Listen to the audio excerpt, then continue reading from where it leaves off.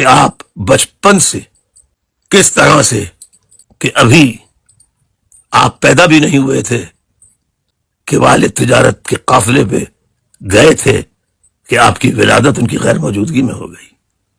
پھر be be Amna پر جو افتاد پڑی پیدائش کے بعد، ان کی حالت ایسی ہو گئی کہ پھر دودھ پلانے کے لیے آپ کو دودھ پلانے والی خواتینوں کے سپرد کیا گیا. اس طرح پرورش پاتے پاتے پھر شروع ہی سے اعلان نبوت نہیں ہوا تھا، لیکن ان کی بچپنے سے یہ کیفیت تھی کہ وہ عام بچوں کی طرح محلے میں جس طرح کھیل کود وغیرہ وغیرہ ہوتے ہیں، بچے کھیلتے رہتے ہیں، وہ اس قسم کے کھیلوں میں بھی شریک نہیں ہوتے تھے. ابتدائی سے یہ نہیں کہ وہ کسی سے ملتے نہیں تھے، ملتے تھے، سب کچھ کرتے تھے، مگر وہ ان چیزوں سے بچپنے ہی سے وہ بس بچپنے ہی سے کسی کی مدد کرنا، کوئی نیک کام کرنا، اس میں مصروف رہتے تھے، کھیل کود سے اپنے آپ کو ہٹا کر. بالآخر پھر غار ہرا پہ گئے، وہاں مراقبے کی کیفیت میں بیٹھا کرتے تھے. ابھی وہی نازل نہیں ہوئی ہے،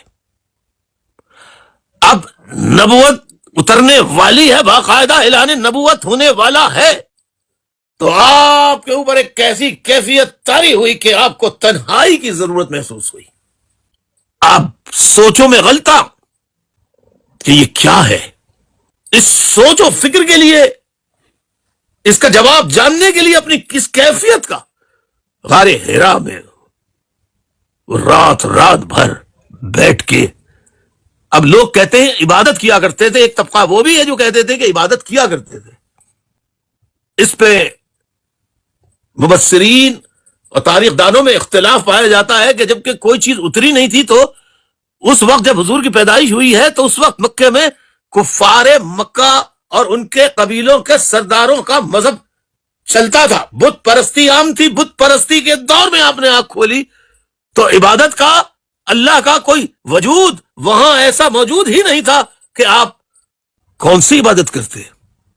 تو انہیں وہاں کہ کون سی قوت ہے جو ازل سے ہے اور آج تک ہے اور آج کے بعد سے ابد تک ہمیشہ ہمیشہ رہنے والی ہے، وہ ذاتی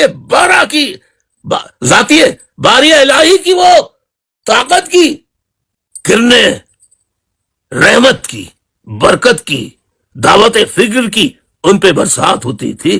اور وہ جواب تلاش کرنے کے لیے یعنی بت پرستی، لات منات اور مکہ میں رکھے ہوئے بتوں کی پرستش کرنے کے بجائے، وہ جبکہ آپ کا پورا گھرانہ متولیان مکہ میں سے تھا جو خود بت پرستی کے ذریعے اپنی عبادت کیا کرتے تھے.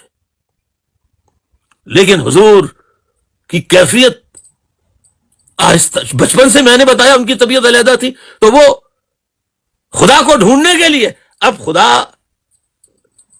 کو جس انداز سے ہم ڈھونڈتے ہیں وہ ہمارا ایک بندے کا، ایک انسان کا طریقہ ہے جس پہ نبوت کا بوجھ اللہ تعالیٰ ڈالتا ہے، جس کو نبوت کے لیے چنتا ہے، وہ اتنا بڑا بوجھ ہوتا ہے جو عام انسانوں پہ نہیں ڈالا جاتا بلکہ خاص لوگوں پر ڈالا جاتا ہے. تو جو رخ کیا غار ہرا کا، میں اپنی سوچ کے مطابق یہ بات کر رہا ہوں، مجھ سے اختلاف کر سکتے ہیں کہ وہ وہاں جا کر غور و فکر کیا کرتے تھے یہ سب کیا ہے، یہ کائنات کیسے بنی، کون ہے یہ سب کرنے والا، کیا ہے، کیسے ہے، کیوں کر ہے.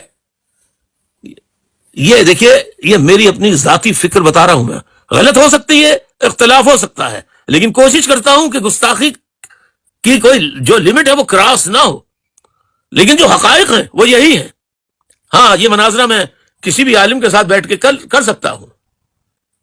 اگر بہت سے لوگ یہ کہتے ہیں کہ وہ وہاں جا کے اللہ کی عبادت کیا کرتے تھے، تو جس گھر میں انہوں نے جنم لیا تھا وہ کسی مسلمان کا گھر نہیں تھا. اب یہ بات بڑی سخت بات کہہ رہا ہوں میں. ان کے والد کا مذہب اسلام نہیں تھا. ان کے دادا کا، ان کے چچا کا، کسی کا مذہب اسلام نہیں تھا. سب بت پرست تھے. سب بت پرست تھے.